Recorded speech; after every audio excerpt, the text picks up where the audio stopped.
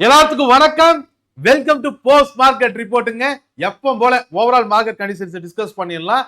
அதுக்கப்புறமா நம்ம இந்த Nifty futures and bank Nifty futures move பத்தி பேசுவோம்.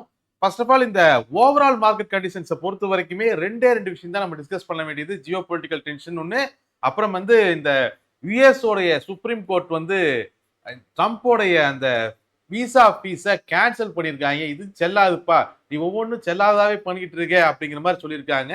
நம்மளுக்கு நல்லா ஞாபகம் இருக்கும், ஒரு கட்டத்துல ட்ரம்ப் இந்த H1B விசாக்கு $100K சார்ஜஸ் போட்டார். அந்த H1B விசா எடுக்கணும்னா $100K பே பண்ணணும் அப்படிங்கறது சார்ஜஸ் போட்டிருந்தாரு. ஸோ இமிகிரேஷன் ஜாப் லேபரை கம்மி பண்றது அப்படி இப்படி நிறைய காரணங்கள் அப்ப சொல்லப்பட்டது. ஸோ இப்போ அதுக்கு எகைன்ஸ்டா ஒரு 20 பேர் கொண்ட லாயர் குழு கேஸ் போட்டிருந்தாங்க. ஸோ இப்போ அதுக்கான தீர்ப்பு வந்திருக்கு. அதுபடி ஸோ இந்த ஃபீஸை கோர்ட் கேன்சல் பண்ணியிருக்கு. ட்ரம்ப் அதை எப்போ போல கிரேசி அது இதுன்னு விமர்சிச்சிருந்தாரு. பட் லாங் டேர்ம்ல இது இந்தியாவுடைய ஜாப் மார்க்கெட்டுக்கும் ஹெல்ப்ஃபுல்லா இருக்கும் அப்படின்னு தான் பார்வை. ஸோ இப்போதைக்கு $1000K அந்த ஃபீ H1B விசாக்கு இருக்கக்கூடிய ஃபீ சட்டப்பூர்வமா கேன்சல் பண்ணப்படுறாங்க. இனிமேல் அதை எங்கேயும் கலெக்ட் பண்ண மாட்டாங்க. ஸோ இதுதான் இப்ப இருக்கக்கூடிய ஸ்டேட்டஸ். இதை சுப்ரீம் கோர்ட்ல மறுபடியும் ட்ரம்ப் சேலஞ்ச் பண்ணலாம். பட் இதுக்கு முன்னா எத்தனை நாள் ஆகும் அப்படிங்கிறது தெரியல. இப்போதைக்கு இது ட்ரம்ப்புக்கு எகெயின்ஸ்டான ஒரு மூவா தான் பார்க்கப்படுது. சரி, அது ஒரு பக்கம் வைப்போம். ஸோ இந்த நியூஸுக்கு ஆக்சுவலா அன்னத்த காலகட்டத்தில் இன்ஃபோசிஸ் இந்த நியூஸ் வந்த பொழுது செப்டம்பர் நினைக்கிறேன், லாஸ்ட் செப்டம்பர் வாக்கில் இது வந்துச்சு. ஸோ வந்த பொழுது ஐடி கம்பெனியோட ஸ்டாக்ஸ் எல்லாம் மிகப்பெரிய அளவில் ஃபால் ஆச்சு. பட் இன்னைக்கு அது இல்லைன்னு வந்தோடனே ஐடி கம்பெனி ஸ்டாக் ரேலி ஆகணும் அப்படின்னு நீங்க எதிர்பார்ப்பீங்க. எதிர்பார்க்க வேண்டாம். ஏன்னா இப்போ ஏ இஷ்யூ ஐடி கம்பெனியில் மிகப்பெரிய அளவில் ஓடிட்டு இருக்கிறதுனால இந்த நியூஸ் எப்ப வேலை இருக்குமா இருக்காதானே தெரியல. இதுல அங்க போய் பாக்குறதுக்கு H1B விசாக்கு $100K இப்ப நம்மளுக்கு முக்கியமா அப்படிங்கிற மாதிரி தான் ஐடி ஸ்டாக்கு எல்லாம் ரியாக்ட் பண்ணிக்கிட்டு இருக்கு. சரி, அது ஓரமா வச்சிருவோம். ஸோ இது ஒரு இன்ஃபர்மேஷன். ஜியோ பொலிட்டிக்கல் டென்ஷனுக்கு எப்பவும் போல வருவோம். ஜியோ பொலிட்டிக்கல் டென்ஷன் பொறுத்த வரைக்கும் நேற்று ஆளமொத்த ட்ரம்ப் அங்கேயும் இங்கேயும் கத்தி இதுக்கப்புறம் 2 பேர் சண்டை போடாதீங்கப்பா அப்படின்னு 2 பேர்த்தையும் பிரிச்சு வச்சிருந்தார். அதாவது இஸ்ரேலையும் ஈரானையும் டைரக்ட் அட்டாக்ஸ் ஈடுபடக்கூடாது அப்படிங்கிற மாதிரி எல்லாம் பேட்டியெல்லாம் கொடுத்திருந்தாரு. ஃபைனல் டீல் அப்பதான் நடக்கும்னு சொல்லியிருந்தாரு. ஈரான் சைட்லயுமே யூஎஸ் பிளாக்கெட்டை ரிமூவ் பண்ண மாட்டேன், டீல் சைனால தான் பண்ணுவேன் அப்படிங்கிற மாதிரி இன்ஃபார்ம் பண்ணாரு. அதே மாதிரி இஸ்ரேலுக்கும் போட போட்டு இந்த மாதிரி என்னை தாண்டிலாம் பண்ணீங்கன்னா அப்புறம் நீங்க என்னையவே ஃபேஸ் பண்ண வேண்டியது இருக்கும் அப்படிங்கிற மாதிரி வார்னிங் கால்லாம் கொடுத்திருந்தாரு. இது எல்லாமே நடந்துச்சு நேற்று. ஆனா இன்னைக்கு மறுபடியும் இஸ்ரேல் சவுத் லெபனான் மேல தாக்குதல் நடத்தியிருக்காங்க. ஈரானுக்கும் இஸ்ரேலுக்கும் நடுவில் எந்த விதமான டைரக்ட் கான்ஃபிளிக்டும் நடக்கல. அதனாலதான் மார்க்கெட் அமைதியா இருக்கு. ஆனா இஸ்ரேல் லெபனான் மேல தாக்குதல் நடத்தியிருக்காங்க. இப்போ ரீசெண்டா ஒரு 1 ஹவருக்கு முன்னாடி. ஸோ இதுல இருந்து இஸ்ரேல் சொல்ல வேண்டிய விஷயம் என்னன்னா, ஈரானுக்கும் யுஎஸ்க்கு நடுவுல ஒரு அக்ரிமெண்ட் சைன் ஆச்சுன்னா அதை நாங்க அப்படியே ஃபாலோ பண்ணணுங்கிற அவசியம் இல்லை. எங்களுடைய மிலிட்ரி ஆக்ட் எங்களுடைய உரிமை. ஸோ ஹெஸ்புல்லா அல்லது லெபனான் மேல நாங்க தாக்குதல் நடத்துவோம் தேவைப்பட்டா. அதை யுஎஸ்ஓ யாரும் கண்ட்ரோல் பண்ண முடியாது. ஈரானுக்கும் யுஎஸ்க்கு நடுவில் நடக்கக்கூடிய ஒரு அக்ரிமெண்ட் எங்களுடைய மிலிட்ரி ஆக்டிவிட்டியை கண்ட்ரோல் பண்ணாது அப்படிங்கிறது தான் சொல்லாம டைரக்டா இன்டைரக்டா இவர் சொல்லியிருக்காங்க, இஸ்ரேல் சொல்லியிருக்காங்க. ஸோ இது இப்ப இருக்கக்கூடிய ஸ்டேட்டஸ். ஸோ இப்ப பொறுத்த வரைக்கும் இதனால மார்க்கெட் மறுபடியும் நெகட்டிவ் தாட்டுக்கு போகுமா அப்படின்னா இல்லை. ஏன்னா இது இஸ்ரேல் ஹெஸ்புல்லா லெபனான் இஷ்யூ அப்படிங்கிறது காலங்காலமா நடந்துகிட்டு இருக்க இஷ்யூ தான். இஸ்ரேலுக்கும் ஈரானுக்கு நடுவில் டைரக்டா மறுபடியும் ஏதாவது மிசைல் எக்ஸ்சேஞ்ச் நடந்துச்சுன்னா மார்க்கெட் இது நெகட்டிவா பார்க்கும். அது நடக்காத வரைக்கும் இதை மார்க்கெட் பெருசா எடுத்துக்காது. இஸ்ரேல் அவங்களுடைய ஸ்டாண்டை விளக்கியிருக்காங்க. அவங்களுடைய ஸ்டாண்ட் என்ன, ஈரானுக்கும் யூஎஸ் நடுவில் எந்த அக்ரிமெண்ட் சைன் ஆனாலும் எங்களுடைய மிலிட்ரி ஆக்டிவிட்டி அல்ல எங்களோட மிலிட்ரி ஃப்ரீடம் அப்படிங்கிறது அது கட்டுப்படுத்தாது அப்படிங்கிறதுக்காக சொல்றதுக்காகவே சதன் லெபனான்ல இன்னைக்கு ஸ்ட்ரைக் பண்ணியிருக்காங்க. ஸோ இது ஒரு பக்கம். ட்ரம்ப்பை பொறுத்த வரைக்கும் ட்ரம்ப்பை பத்தி நம்மளுக்கே தெரியும். அவர் கிட்டத்தட்ட போன எலெக்ஷன்ல எல்லாம் தேவையில்லாம சண்டைக்கு போய் தான் யுஎஸ் அழிச்சு வச்சிருக்காங்கன்னு முன்னாடி இருந்த எல்லா பிரசிடென்ட்டையுமே கண்டபடி திட்டினாரு. இப்ப அவரும் அதே பிரச்சனையில தான் மாட்டிக்கிட்டு இருக்காரு. ஸோ அதனால முடிஞ்ச அளவுக்கு இந்த பிரச்சனை சீக்கிரமா வரணும் அப்படின்னு தான் எதிர்பார்க்கிறாரு. ஏன்னா மிட் டைம் எலெக்ஷன்ல அதுக்கு பத்தி பிரதிபலிப்பு தெரிஞ்சுக்கிட்டு தான் இருக்குது அவருக்குமே. ஸோ ஆப்வியஸ்லி அவருடைய ஆட்சி முடியும் பொழுது கொஞ்சம் நல்ல பேரோட முடிக்கணும் அப்படிங்கிற ஐடியாக்குள்ள வர்றாருன்னு நினைக்கிறேன். பார்ப்போம் எப்படி போகுது அப்படிங்கிறத பார்ப்போம். ஸோ ஃபர்ஸ்ட் ஆஃப் ஆல் இப்போ அமெரிக்கா பொறுத்த வரைக்கும் முடிஞ்ச அளவுக்கு சீக்கிரமா டீலை சைன் பண்றதுக்கான முயற்சிகள் எடுத்துட்டு தான் இருக்காங்க. ஈரானுமே கொஞ்சம் ப்ரெஷர் போட்டுக்கிட்டு தான் இருக்காங்க. பார்ப்போம். இப்போதைக்கு எந்த விதமான எஸ்கலேஷனும் டைரக்டா நடக்கல. அதனால மார்க்கெட் லைட்டா இன்னைக்கு நம்ம ரெக்கவரிங் கூட பார்த்தோம். ஸோ எந்த விதமான எஸ்கலேஷனும் டைரக்ட் எஸ்கலேஷன் எதுவும் இல்ல. ஸோ 1 ஹவருக்கு முன்னாடி நடந்த இஸ்ரேல் லெபனான் ஸ்ட்ரைக்க பொறுத்தவரைக்கும் ஈரான் அதுக்கு ரியாக்ட் பண்ணாம இருந்துச்சு அப்படின்னு சொன்னா, ஈரான் அதுக்கு ரியாக்ட் பண்ணாம இருந்துச்சுன்னா, இது மேற்கொண்டு எஸ்கலேட் ஆகறதுக்கான வாய்ப்பு ரொம்ப கம்மி. அந்த கேப்ல இந்த எம்ஓயு சைன் பண்ணி ஃபர்ஸ்ட் பேஸ் 1 கிளியர் ஆயிருச்சுன்னா, கப்பல் வரும், எண்ணெய் வரும், யுஎஸ் பிளாக்கெட் ரிமூவ் ஆகும். இதுதான் இப்ப இருக்கக்கூடிய ஸ்டேட்டஸ்.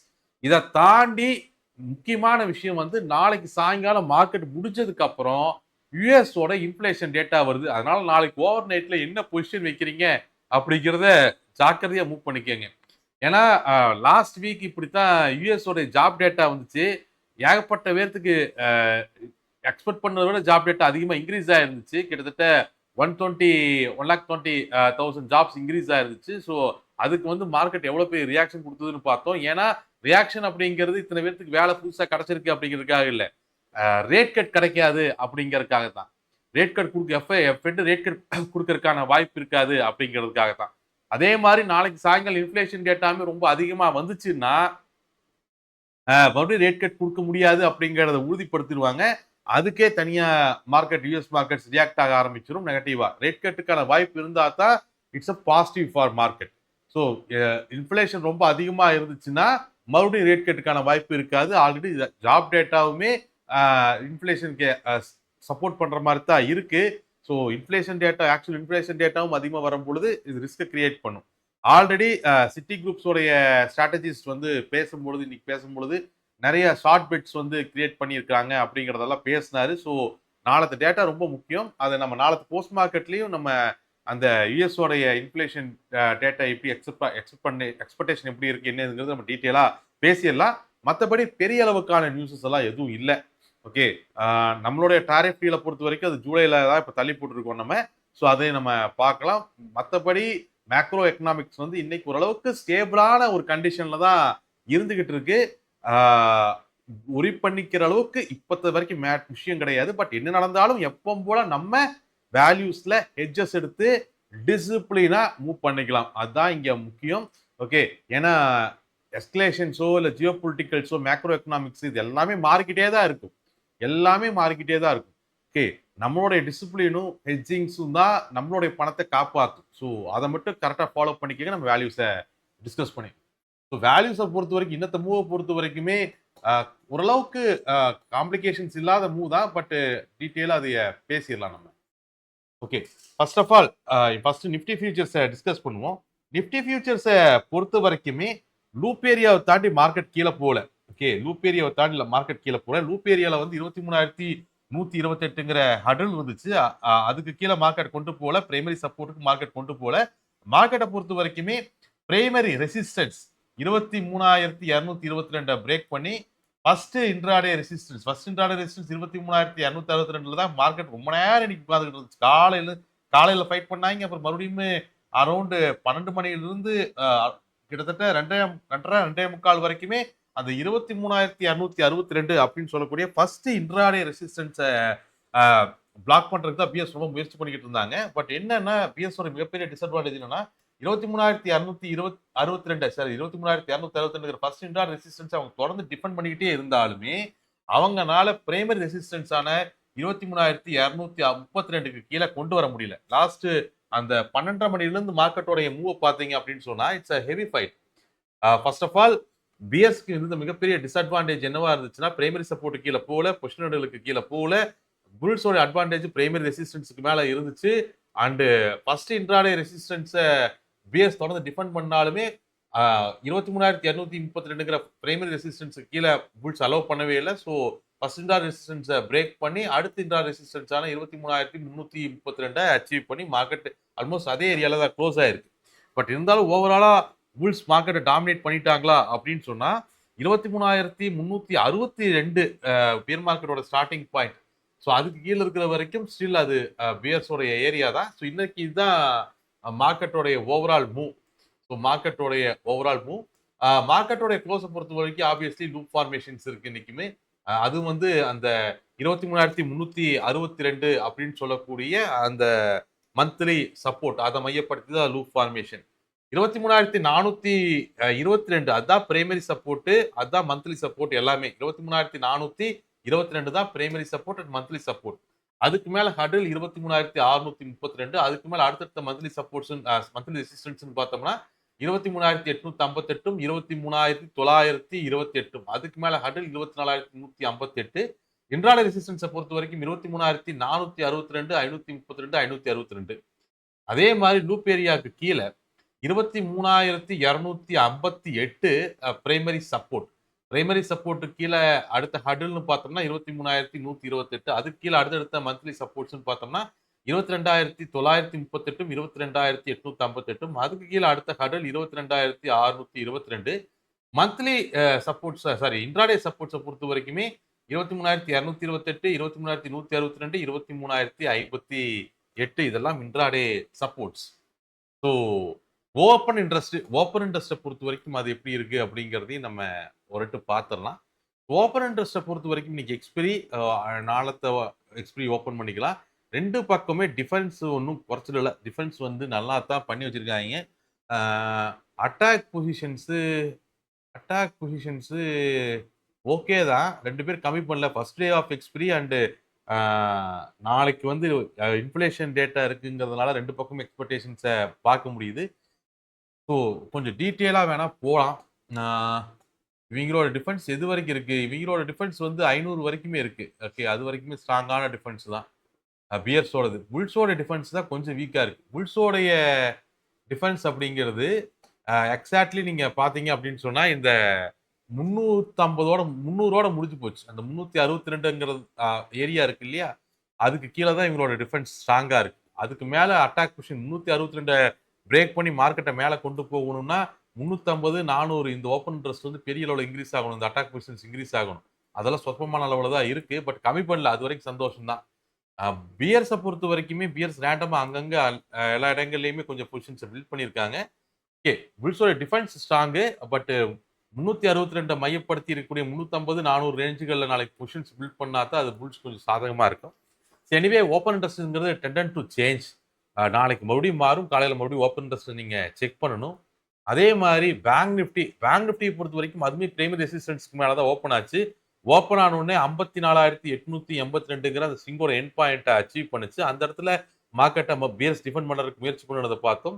செகண்ட் ஹாஃப்ல 54,882ங்கிற அந்த சிங்கோட எண்ட் பாயிண்ட்டை பிரேக் பண்ணி அடுத்த புல்சிங்கோட ஸ்டார்டிங் பாயிண்டான 55,332க்கு அட்டம் பண்ணாங்க. அதுக்கு மேல மார்க்கெட்டை நிறுத்தி அதுக்கு மேலே மார்க்கெட்டை க்ளோஸும் பண்ணியிருக்காங்க. ஸோ பேங்க் நிஃப்டியோட மூவ் வந்து ரொம்ப கிளியரான ஒரு மூவ் தான் இருந்துச்சு. அதுல இருந்து குழப்பம் கிடையாது. ஸோ பேங்க் நிஃப்டியோடைய க்ளோஸை பொறுத்த வரைக்கும் அதுவுமே ஒரு லூப் ஃபார்மட் க்ளோஸ் தான். பேங்க் நிஃப்டியோடைய பிரைமரி ரெசிஸ்டன்ஸ் வந்து 55,532. அதுக்கு மேல அடுத்தடுத்த மந்த்லி ரெசிஸ்டன்ஸ் பார்த்தா 55,778, 56,128, 56,758. பிரைமரி சப்போர்ட் பார்த்தீங்கன்னா 55,362. அது கீழே மந்த்லி சப்போர்ட்ஸ்னு பார்த்தோம்னா 55,332, 54,882, 54,318 இதெல்லாம் அடுத்தடுத்த மந்த்லி சப்போர்ட். பேங்க் நிஃப்டியோட ஓப்பன் இன்ட்ரெஸ்ட்டும் ஒரு பார்த்துக்கலாம் நம்ம. பட் அதுல எதுவும் பெருசா பில்ட் ஆகல. டிஃபென்ஸ் வந்து புல்ஸோட டிஃபென்ஸ் ஸ்ட்ராங்கா தான் இருக்கு. அட்டாக் பொசிஷன்ஸ் அவங்க கவர் பண்ணல. பட் பியர்ஸோட அட்டாக் பொசிஷன்ஸ் கவர் ஆயிருக்கு. டிஃபென்ஸ் மட்டும் கொஞ்சம் லைட்டா மெயின்டைன் பண்றாங்க, அவ்வளவுதான். மற்றபடி பியர்ஸோட அட்டாக் பொசிஷன்ஸ் கவர் ஆயிருக்கு பேங்க் நிஃப்டியை பொறுத்த வரைக்கும். எனிவே என்ன நடந்தாலும் மார்க்கெட்ஸை ஹெட்ஜஸ் எடுத்து வேல்யூஸ்ல மூவ் பண்ணுங்க, டிசிப்ளினா மூவ் பண்ணுங்க. இன்னைக்கு பெரிய அளவுக்கான மேக்ரோ எக்கனாமிக் நியூஸஸ் எதுவும் இல்லை. இப்போ நம்ம உன்னிப்பாக பார்க்க வேண்டியது நாளைக்கு சாயங்காலம் வரக்கூடிய இன்ஃப்ளேஷன் டேட்டாவையும் லெபனான் மேலே இஸ்ரேல் ஸ்ட்ரைக் பண்ணதுக்கு ஈரான் ஏதாவது ரிஃப்ளெக்ட் பண்ணுதா அப்படிங்கிறதையும், ட்ரம்ப்பு ஈரானுக்கு நடுவில் எப்படி இந்த பேச்சுவார்த்தை எம்ஓஇ சைன் பண்ணுறதுக்கான முன்னேற்றங்கள் ஏதாச்சும் இருக்கா அப்படிங்கிறதையும் தான் பார்க்கணும். இதையும் தாண்டி ஏதாச்சும் நியூஸ் ட்ரம்ப் கொடுத்தாருன்னா உண்டு. மற்றபடி நம்ம நாளത്തെ போஸ்ட் மார்க்கெட் ரிப்போர்ட்டில் டீட்டெயிலாக டிஸ்கஸ் பண்ணலாம். Thank you very much. Thank you very much.